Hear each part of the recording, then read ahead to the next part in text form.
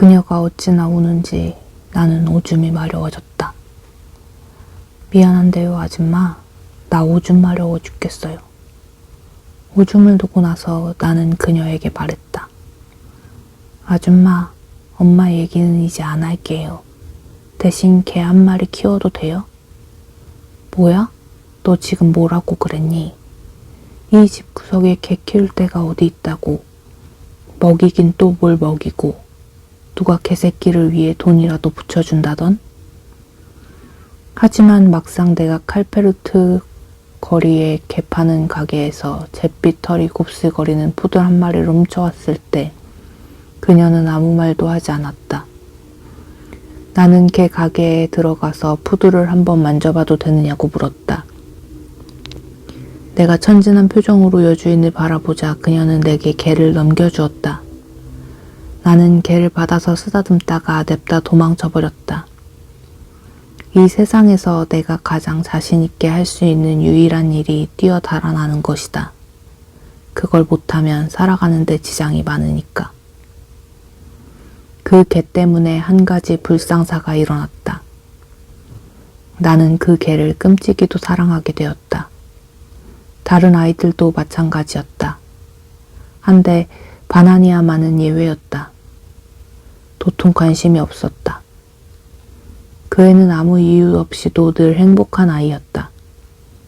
흑인이 어떤 이유가 있어서 행복해하는 걸 나는 한 번도 본 적이 없다.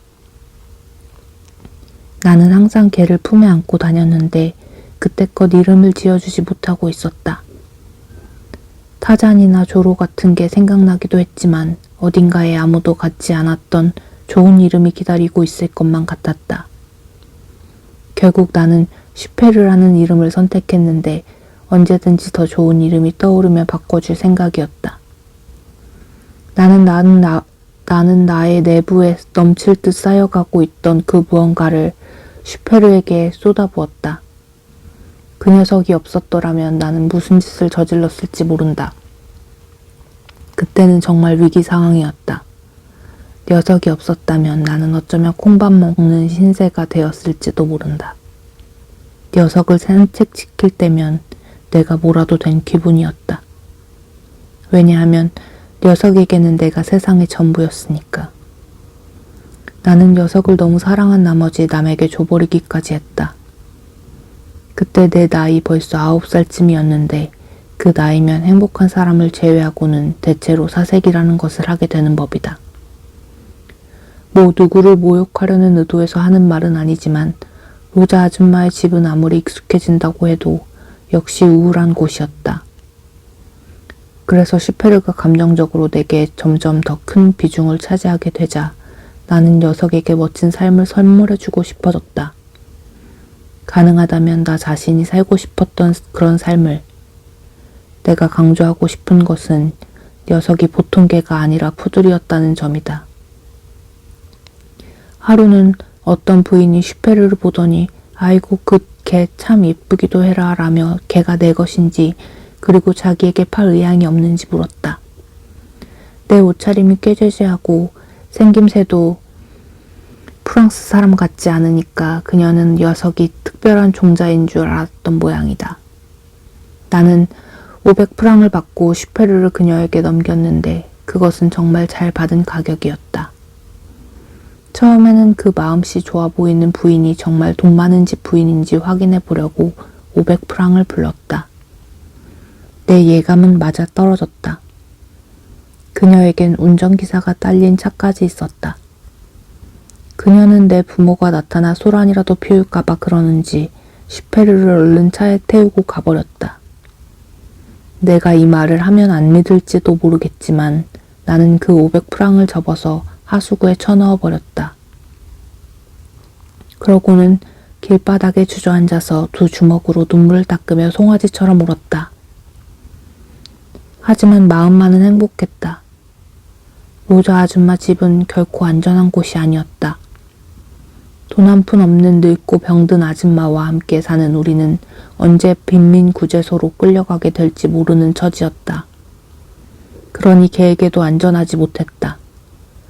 집에 돌아와 슈페르를 500프랑에 팔았고 그 돈을 하수구에 쳐넣었다고 말하자 로자 아줌마는 얼굴이 새파랗게 질려서 나를 한동안 쳐다보더니 자기 방으로 달려가서 문을 이중으로 걸어 잠갔다. 그때부터 그녀는 혹시 내가 자기 목이라도 자를까봐 그러는지 잘 때는 반드시 문을 걸어 잠갔다. 다른 아이들도 슈페르 이야기를 듣자 난리법석을 피웠다. 하지만 그 애들이 진정으로 슈페르를 사랑한 것은 아니었다. 단지 장난감으로 녀석이 필요했을 뿐이다. 당시 로자 아줌마 집에는 7, 8명의 아이들이 엉겨서 살고 있었다. 그중 살리마라는 아이가 있었다. 이웃 사람들이 그 아이의 엄마를 창렬하고 고발하는 바람에 사회복지위원회로 보내질 뻔했는데 용케 도망쳐 나올 수 있었다고 했다. 그녀는 손님과의 일을 중단하고 부엌에 있던 살리마를 1층 창문을 통해 밖으로 내보내서 밤새 쓰레기통에 숨어 있도록 했다는 것이다. 다음 날 아침 그의 엄마가 딸아이를 데리고 로자 아줌마 집에 왔을 때 아이는 극도의 흥분 상태였으며 끔찍한 오물 냉새를 풍기고 있었다. 또 앙투안이라고 잠시 머물다 간 아이가 있었는데 진짜 프랑스 아이였다. 우리는 진짜 프랑스 사람은 어떻게 생겼는지 궁금해서 그 아이를 유심히 바라보곤 했다. 그러나 2살밖에 안 된 아이라서 별다른 점은 발견할 수 없었다. 그 이상은 기억이 나지 않는다. 아이들을 데리러 오는 엄마들이 수시로 바뀌었고 아이들도 계속 바뀌었기 때문이다. 로자 아줌마 얘기로는 물 팔아서 먹고 사는 여자들은 정신적으로 의지할 곳이 없다고 했다. 포주들이 제대로 일을 할 줄 모르기 때문이라나? 그래서 그런 여자들에게 삶의 의의를 느끼기 위해서라도 아이가 더 필요하다는 것이다. 그녀들은 종종 시간 여유가 생기거나 몸이 아플 때면 돌아와서 자기 아이를 데리고 시간을 함께 보내려고 시골로 떠나곤 했다. 다른 사람들에게 아무런 불편도 끼치지 않는데 왜 창녀로 등록된 여자들이 자녀를 키울 수 없는지 나는 도무지 알 수 없었다. 로자 아줌마는 그 이유를 프랑스에서 섹스를 매우 중요하게 여기기 때문이라고 했다. 프랑스 사람들은 우리가 상상도 할 수 없을 정도로 그것에 큰 비중을 둔다는 것이다. 아줌마는 또 이런 말도 했다. 섹스는 루이 14세 때부터 이미 프랑스 사람들에게 제일 중요한 것이었고 따라서 창녀들이 박해를 받았는데 그건 정숙한 부인들이 섹스를 독점하고 싶어 했기 때문이라는 것이다. 나는 로자 아줌마 집에서 아이 엄마들이 우는 걸 자주 보았다. 몸을 팔아먹고 사는 여자에게 아이가 있다는 이유로 사람들이 고발했기 때문이다. 그녀들은 아이들을 뺏길까봐 겁을 냈다. 로자 아줌마는 자신이 경찰서장을 잘 아는데 그 사람도 창녀의 자식이기 때문에 사정을 잘 봐준다는 것. 그리고 아주 감쪽같이 위조 서류를 만들어주는 유태인을 한 사람 알고 있다는 말 등으로 그녀들을 위로했다. 난 한 번도 그 유태인을 본 적이 없다. 로자 아줌마는 그 유태인을 함부로 소개해주는 법이 없었기 때문이다. 두 사람은 독일의 유태인 거주 구역에서 알게 된 사이인데 구사일생으로 살아남은 후에 다시는 체포되지 말자고 다짐했다고 한다. 그 유태인은 프랑스인 거주 구역 어디엔가에서 미친 듯이 위조 서류들을 만들어내고 있었다. 로자 아줌마가 그렇고 그런 여자가 아니라 정상적인 사람이라고 증명하는 서류를 지니게 된 것도 다 그 사람 덕택이었다. 그녀는 그것만 가지고 있으면 이스라엘 사람들조차도 자기에게 불리한 증거를 전혀 찾아내지 못할 거라고 했다. 물론 죽기 전까지 100% 완전히 안심할 수는 없었다. 인생에는 원래 두려움이 붙어 다니기 마련이니까. 나는 지금 우리 집에서는 찾을 수 없는 미래를 보장해주기 위해 슈페르를 다른 곳에 줘버렸다고 했을 때 아이들이 몇 시간 동안 야단법석을 떨었다는 말을 하던 중이었다. 언제나처럼 만족스러운 미소를 짓던 바니니아만 빼고 바니니아 녀석은 아무래도 이 세상 사람이 아닌 것 같다. 벌써 4살이나 먹었는데도 매일 웃고만 있었으니 말이다. 그 소동이 있은 날, 다음 날 로자 아줌마가 제일 먼저 한 일은 내 머리가 돈 게 아닌지 알아보려고 카츠 선생님에게 데려간 일이었다. 그녀는 카츠 선생님에게 대부분의 아랍인들이 그런 것처럼 내가 매독에 걸린 게 아닌지 피를 뽑아서 검사해봐달라고 했다. 카츠 선생님은 턱수염, 그러고 보니 내가 수염 얘기를 깜빡 잊고 안 했지만 턱수염이 부르르 떨릴 정도로 화를 냈다. 그리고 로자 아줌마를 마구 야단치면서 그것은 오를레양의 헛소문 같은 것이라고 소리를 질렀다. 오를레양의 헛소문이란 기성복 가게의 유태인들이 백인 여자들을 사창가에 팔아넘기려고 약을 먹인다는 것인데 사실이 아님에도 불구하고 모두들 그 소문 때문에 유태인들을 원망했고 걸핏하면 유태인들을 들먹이곤 했다. 로자 아줌마의 흥분은 사그라들 줄을 몰랐다. 대체 무슨 일이 있었습니까? 얘가 500프랑을 받아 쥐었는데 글쎄 그걸 하수구에 쳐넣었다잖아요. 그것이 이 아이의 첫 발작인가요? 로자 아줌마는 대답을 못하고 나만 물끄러미 바라보았다. 나는 슬펐다. 나는 다른 사람을 고통스럽게 하고 싶은 마음은 조금도 없었다. 나는 철학자다. 카츠 선생님의 뒤쪽 벽난로 위에는 새하얀 돛이 여럿 달린 돛배가 한 척 놓여 있었다. 나는 불행했기 때문에 다른 곳, 아주 먼 곳, 그래서 나로부터 도망칠 수 있는 그런 곳으로 가버리고 싶었다. 나는 그 배를 허공에 띄어 몸을 싣고는 대항으로 나아갔다. 내 생각엔 바로 그때 카츠 선생님의 돛배에 올라탄 그때 나는 난생 처음 먼 곳으로 떠날 수 있었다. 그때 그 순간 비로소 나는 어린아이가 되었다. 지금도 원하기만 하면 나는 카츠 선생님의 돛배에 올라타고 혼자 바다로 나아갈 수 있다. 물론 아무에게도 그런 이야기를 한 적은 없다. 사람들과 같이 있을 때 그런 일이 생기면 나는 그냥 얌전히 그 자리에 앉아있는 척했다. 의사 선생님, 제발 이 아이를 잘 좀 진찰해 주세요. 선생님께서는 제게 심장에 나쁘니 흥분하지 말라고 하시지만요. 저 아이는 자기가 세상에서 제일 소중하게 여기던 개를 팔았고 그 대가로 받은 500프랑이나 되는 돈을 하수구에 쳐넣었다고요. 아우슈비츠에서도 그런 짓은 하지 않는답니다. 카츠 선생님은 비송거리의 유태인과 아랍인들 사이에서 기독교적인 자비심을 베푸는 사람으로 유명했다. 그는 아침부터 저녁까지 때로는 밤늦게 찾아오는 사람까지 다 치료해 주었다. 나는 그에 대해 아주 좋은 추억을 간직하고 있었다. 다른 사람이 내게 건네는 관심 어린 말을 듣는 것도 내가 무슨 소중한 존재라도 되는 양 진찰을 받은 것도 바로 그의 진료소에서였기 때문이다. 나는 자주 혼자 그곳에 가곤 했는데 어디가 아파서가 아니라 그저 대기실에 앉아있고 싶어서였다. 나는 한참씩 대기실에 앉아있곤 했다. 의자가 필요한 환자도 많은데 아무런 용무도 없는 내가 의자를 차지하고 있다는 것을 잘 알고 있었지만 그는 화를 내기는커녕 언제나 내게 다정한 미소를 보내주었다.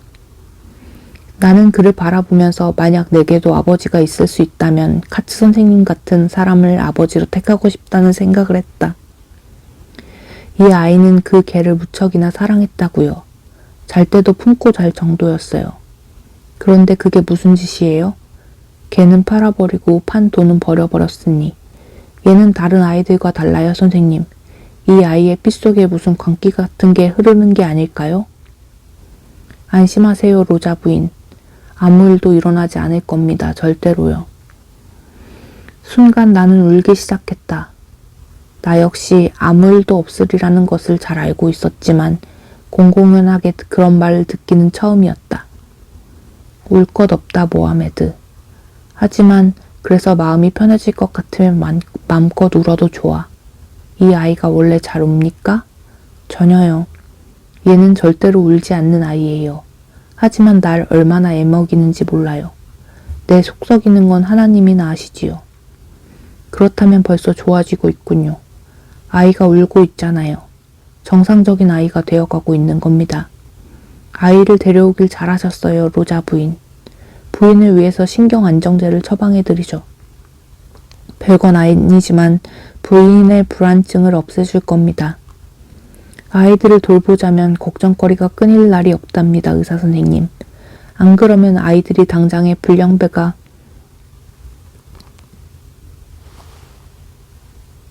되거든요. 우리는 병원을 나와서 손을 잡고 집으로 향했다. 로자 아줌마는 그렇게 누군가와 함께 걷고 있는 모습을 남들에게 보이는 것을 자랑스러워했다. 그녀는 외출할 때면 항상 오랜 몸치장을 했고 그녀도 여자이고 아직 상당히 그걸 의식하고 있었던 것이다. 그러나 아무리 화장을 해도 나이는 속일 수가 없었다. 로자 아줌마가 안경을 끼고 기침하는 모습은 꼭 늙은 이스라엘 개구리 같아 보였다. 장바구니를 들고 계단을 오르자면 몇 번을 쉬어야 했는지 모른다. 그럴 때면 로자 아주머니는 자기가 언젠가는 층계를 오르다 죽어 나자빠질 거라고 한탄하곤 했다. 7층까지 올라가는 것이 무슨 중대한 일이라도 되느냐. 집에 돌아와 보니 사람들이 뚜쟁이라고 부르는 포주 은다 아메데 씨가 와 있었다. 이곳 사정을 잘 아는 사람들이라면 그런 이름만 들어도 우리 집을 찾아오는 흑인들이 모두 아프리카 원주민들임을 짐작할 수 있을 것이다. 그들은 파리시의 손길이 미치지 못한 탓에 아주 기본적인 위생시설이나 난방시설조차 되어 있지 않은 빈민촌에 살았다. 심지어는 한 방에 8명씩 120명이 한 집에 살기도 했는데 변소는 아래층에 하나뿐이고 그런 일은 참을 수 있는 성질의 것이 아니다 보니 사방 아무데나 싸대는 일이 허다했다. 내가 태어나기 전에는 판잣집들이 다닥다닥 붙은 거리였는데 프랑스 정부가 미관상 좋지 않다 하여 다 헐어버렸다고 한다. 로자 아줌마 얘기로는 오베르빌리에의 어떤 집에서는 한 방에 꾸역꾸역 모여든 세네갈 사람들이 창문을 닫은 채 석탄 난로를 피워놓고 잠을 자는 바람에 다음날 모두 죽은 채로 발견된 사건도 있었다고 했다. 모두 깊은 잠에 빠져있는 동안 난로에서 새어나온 가스에 질식사한 것이다. 나는 비송거리로 세네갈 사람들을 보러 가곤 했는데 그들은 언제나 나를 따듯이 맞아주었다. 그들 대부분이 나처럼 회교도이긴 했지만 꼭 그것 때문만은 아니었다. 내가 생각하기에 그들은 내가 아직 아무런 생각도 없는 9살짜리 어린아이였기 때문에 나를 좋아했던 것 같다. 나이 든 사람은 항상 머릿속에 생각이 많은 법이다. 예컨대 흑인이라고 해서 모두가 같은 것은 아니라는 생각 따위. 그들에게 밥을 해주던 상보르 아줌마는 디아 씨를 전혀 닮지 않았다. 그 정도는 흑인들의 미묘한 차이에 익숙해지면 금방 알 수 있는 일이었다. 디아 씨의 분위기는 장난이 아니었다. 그의 눈은 마치 남들에게 겁을 주기 위해 달려있는 것 같았으며 항상 무언가를 읽고 있었다. 그는 또 긴 면도칼을 가지고 다녔는데 그것은 어디에 대고 눌러도 휘지 않았다. 믿기지 않겠지만 그는 그 칼로 면도도 했다. 그 집에 살던 50명의 흑인들은 모두들 그의 명령에 복종했다. 그는 항상 뭔가를 읽고 있거나 그러지 않을 때는 몸을 만들기 위해 바닥에서 운동을 했다. 그는 아주 건장했지만 그래도 만족하지 않았다. 그렇게 체격이 다부진 사람이 신체 단련을 위해 왜 그토록 애를 쓰는지 모르겠다. 그에게 직접 이유를 물어보지는 않았지만 짐작건대 그는 자신이 하고자 하는 일을 다 하려면 좀 더 힘이 세져야 한다고 생각하는 것 같았다. 나 역시 그처럼 아주 힘이 세지고 싶어서 죽을 지경일 때가 가끔 있다. 어떤 때는 경찰이 되어서 세상에 일어나는 어떤 일도 세상에 존재하는 누구도 무서워하지 않게 되었으면 하는 생각을 할 때가 있다. 나는 아무 희망도 없이 되돈거리에 경찰서 주변을 배회하며 시간을 보내곤 했다. 그러나 9살은 아무래도 너무 어린 나이였다. 내가 경찰이 되고 싶었던 건 경찰이 확실한 권력을 가진 사람들이기 때문이었다. 하지만 그때는 세상에서 제일 센 것이 경찰인 줄만 알았지 순경 위에 경찰서장이 있다는 것까지는 알지 못했다. 경찰이면 다 되는 줄 알고 있었던 것이다. 훨씬 나중에 그보다 훨씬 센 사람이 또 있다는 것을 알았지만 그래도 경찰총장까지는 생각해 본 적이 없다. 그것은 내 상상을 초월한 것이었으니까. 그때가 아마 내 나이 8이나 9 아니면 10살 무렵이었을 것이다. 나는 모르는 사람들 틈에 끼어 밖에 있는 것이 몹시 무서웠다.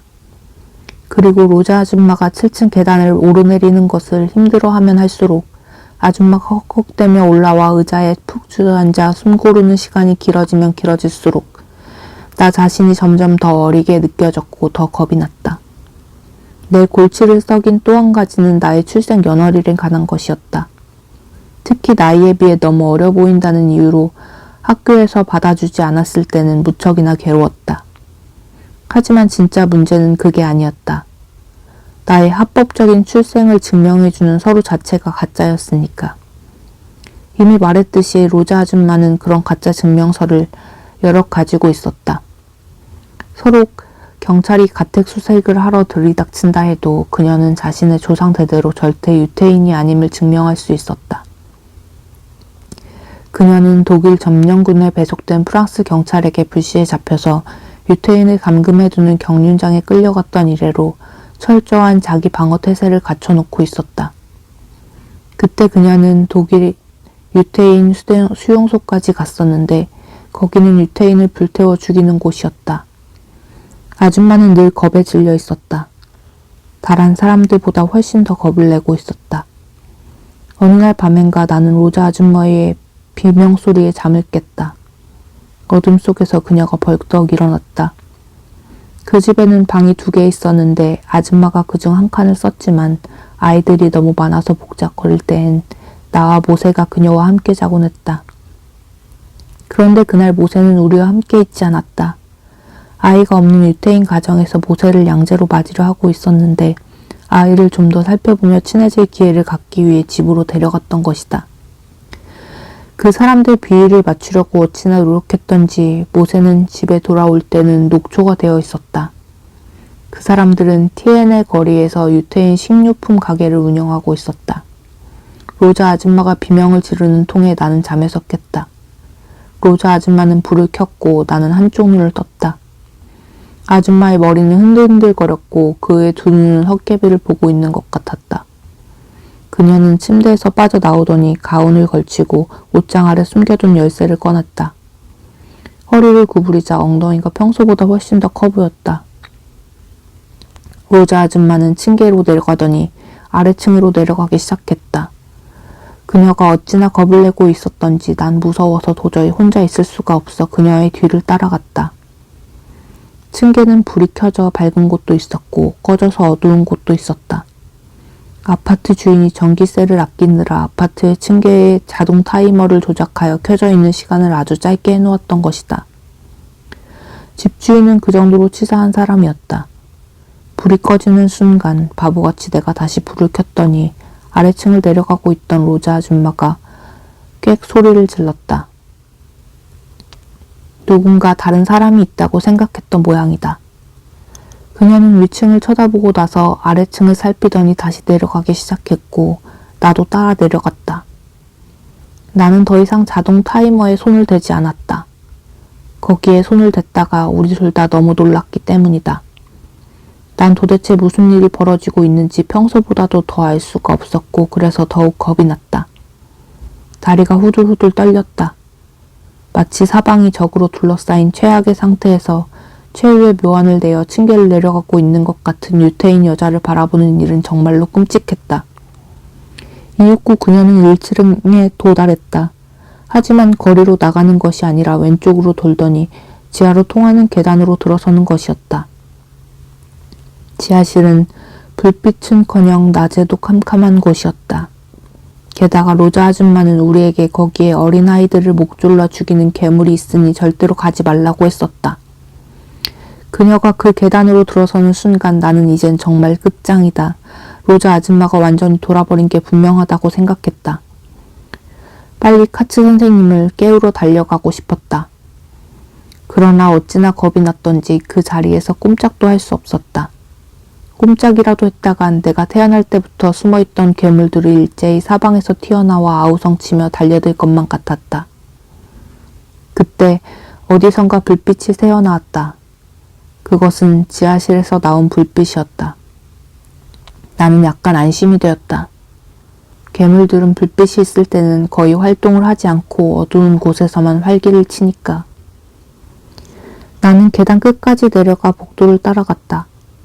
복도에는 지린내와 다른 악취가 진동했다. 흑인들이 100명쯤 모여 사는데 변소라곤 단 하나뿐이어서 아무데나 오줌을 깔겨대는 바람에 옆집에서 나는 냄새였다. 지하실은 여러 칸으로 나뉘어 있었는데 그중 한 곳에 문이 열려 있었다. 로자 아줌마는 그 문으로 들어갔다.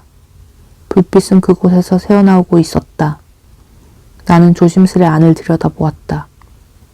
방 한복판에 밑이 푹 꺼지고 다리도 다 망가진 더럽기 그지없는 붉은색 소파 하나가 놓여 있었다.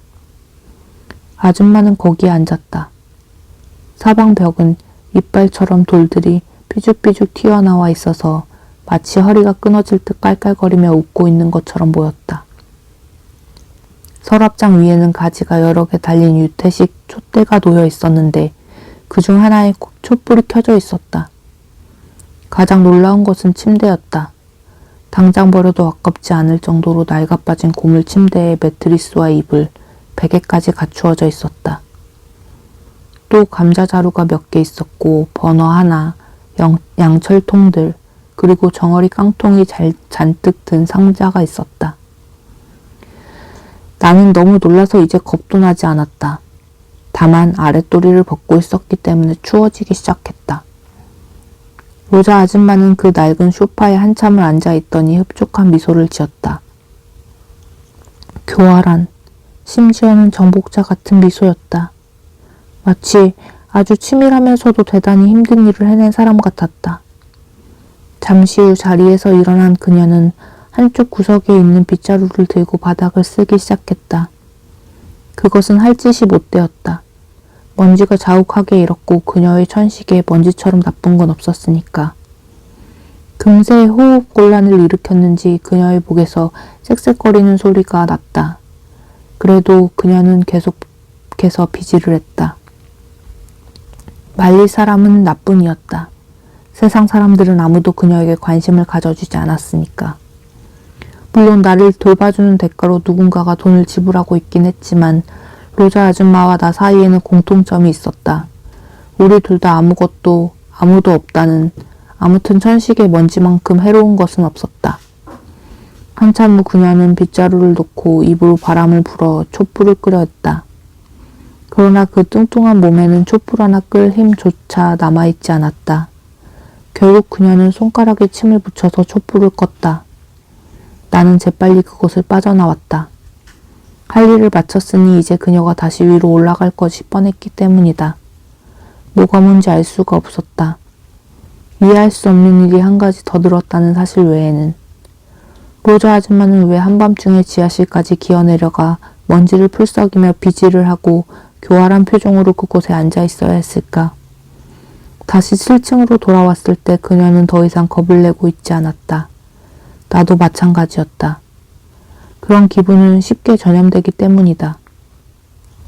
우리는 다시 나란히 누워 편안하게 정의로운 사람의 잠에 빠져들었다. 하미 할아버지가 했던 말에 대해 많이 생각해봤는데 아무래도 할아버지가 틀린 것 같았다. 내 생각에는 정의롭지 못한 사람들이 더 편안하게 잠을 자는 것 같다. 왜냐하면 그런 사람들은 남의 일에 아랑곳하지 않으니까. 하지만 정의로운 사람들은 매사에 걱정이 많아서 잠을 제대로 잘 수 없다. 그렇지 않다면 그들은 정의로운 사람들이 아닐 것이다. 하미 할아버지는 늘 내 오랜 경험에 비추어 볼 때라든가 삼가 말하건대라는 어려운 말을 했고 그 외에도 나를 기분 좋게 해주는 표현들을 아주 많이 썼다. 지금도 그런 말을 들으며 할아버지 생각이 난다. 그는 더할 나위 없는 사람이었다. 할아버지는 나에게 내 조상의 언어를 쓰는 법을 가르쳐 주었다. 할아버지는 항상 조상이란 표현을 썼는데 그 이유는 나의 부모에 대해 언급하는 것을 조심스러워했기 때문이다. 로자 아줌마가 코란은 아랍인들에게 좋은 책이라고 말했기 때문에 할아버지는 내게 코란을 읽게 했다. 언젠간 나는 엄마도 아빠도 없고 나를 증명해줄 서류 하나 없는데 어떻게 내 이름이 모하메드이고 아랍인인지 아느냐고 로자 아줌마에게 물어본 적이 있었다.